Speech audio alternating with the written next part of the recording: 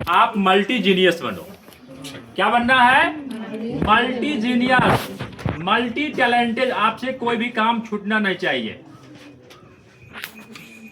मैं खुद पढ़ता था तो हर सेक्टर को स्ट्रॉन्ग करता था, हर सेक्टर, इंग्लिश हो, गणित हो, रीजनिंग हो, जीके जीएस हो।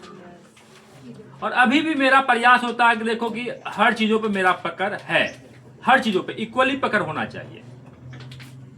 तो आप मल्टी टैलेंटेड रहोगे तो कहीं से आप पिछड़ नहीं पाओगे। आप खाली देखो, एक खाना में भी जैव विविधता होना चाहिए। आप खाना खाते हो, सिर्फ चावले खाओगे, उसमें पापड़, तिलौरी, वो क्या बोलते हैं, दाल, सब्जी, दही नहीं खाओगे, क्या होगा? शरीर में किसी खास एलिमेंट की मात्रा बढ़ जाएगा, कुपोषित हो जाओगे। तो जैव विविधता जिस तरह से हमारे इन्वायरमेंट के लिए आवश्यक है, बायोडाइवर्सिटी, उसी तरह से हमारे खाना में भी एक मीनू होने चाहिए। हरी साग सब्जी, चावल, दाल, रोटी, बाजरे की रोटी, सब कुछ खाना है। उसी तरह से क्या, पढ़ाई में भी सब कुछ पढ़ना है। आप स्कूलिंग लाइफ में, तब आप लाइफ में क्या करते हो? हर कुछ पढ़ते हो, हर सब्जेक्ट पढ़ते हो, नहीं पढ़ते हो? 10th के बाद ब्रांचिंग हो जाता है, 12th के बाद और ब्रांचिंग हो जाता है, स्पेशलाइज हो जाता है। लेकिन हम लोग क्या करना है? 12th तक क्या करना है? 12th तक के सब्जेक्ट को हर चीज़ों पर इक्वली पकड़ बनाना चाहिए। आजकल देखिए हम लोग इतना वक्त क्यों लगता है? हम लोग पास उस टाइप का माहौल नहीं है। क्या करते हैं कि हम लोग इंटर में और 10वीं में रेखा गेज पे पढ़ते हैं, वो एमबीडी पढ़ते हैं।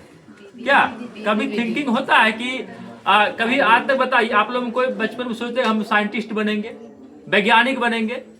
कोई सोचा था? वहां तक दिमाग हम लोग अप्रोच ही नहीं कर पाता।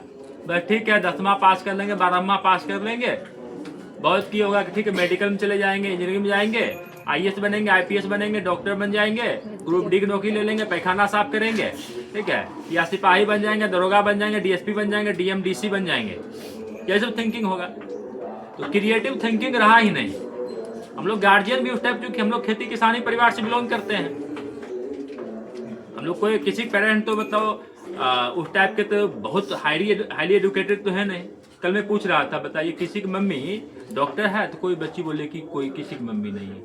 बोले किसी की मम्मी इंजीनियर है तो बोले हमारी किसी कोई मम्मी इंजीनियर नहीं है। सबकी मम्मी क्या हाउस वाइफ है, खेत में काम करने वाले हैं।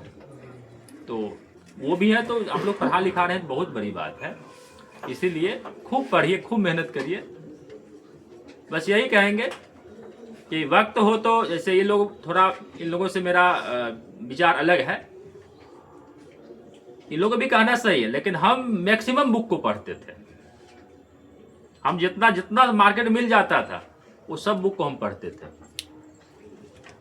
इसके पीछे रीजन था कि देखिए लूसेंट वगैरह बहुत बार पढ़ लिए थे, कमांड हो गया था। उसके बाद इसको पढ़ना तो है नहीं, दूसरा पढ़ते थे। मार्केट में जो भी बुक आता था, जिसके उसके पास नहीं बिकता था दुकानदार, वो बोलता सर ये दे, ठीक है हमको दे दो लेकर। कुछ न कुछ पढ़ेंगे तो हर बुक में कुछ एडिशनल क्वालिटी होती है, जान लो। वही सब चीज़ है। खैर आप लोग पहले नौकरी लेना है, रिसर्च नहीं करना है, ठीक है। हम रिसर्च करने के चक्कर में इतना पढ़ जाते थे। और सबसे बड़ी बात है, आजकल देखो एक चैट जीपीटी, उसका आप लोग इस्तेमाल करो पढ़ाई में, बहुत मददगार है आप लोगों के लिए। कोई सवाल नहीं बनता, चैट जीपीटी में डालो, उसको तुरंत सोल्यूशन कर देगा, बता देगा। आज यूपीएससी के बच्चे, बीपीएससी की प्रिपरेशन करने वाले बच्चे चैट जीपीटी का सहायता ले रहे हैं। तो थोड़ा आप देखो, आप लोग क्या टेक्नो फ्रेंडली भी बनो, डिजिटलाइज भी बनो, ये सब जरूरी है। आप लोग मोबाइल फोन रखते हो, इंस्टाग्राम चलाओगे, फेसबुक चलाओगे, व्हाट्सएप चलाओगे, चैट करोगे, उससे क्या फायदा? कोई बेनिफिट नहीं है। तो चैट जीपीटी में कोई भी सवाल नहीं बना, उसको लिख के दे दो, वो सोल्यूशन कर देगा, बता देगा। आज टीचर नहीं है, कोई बात नहीं, कोई कहीं कोचिंग जाने की नीड नहीं है, कहीं भी स्कूल जाने की नीड नहीं है। आप घर बैठे प्रिपरेशन कर सकते हो, इतना आप लोग पास ये रिसोर्स है। ठीक है, पढ़िए, मेहनत करिए। Thank you.